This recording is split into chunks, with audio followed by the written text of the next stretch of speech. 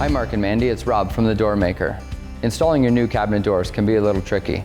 Let me show you a few ways that'll have your cabinet doors swinging in no time.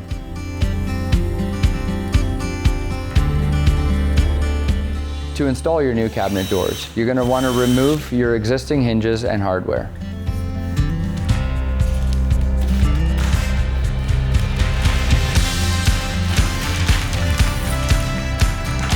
Place the hinge in the new cup holes and secure with screws.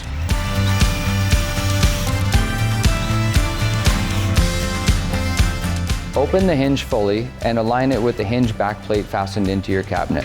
Secure the front hook and snap the back hook into place. I hope that these tips will help you with installing your new cabinet doors. Thanks for watching The Mark and Mandy Show. Like our video by clicking below and subscribe to our YouTube channel.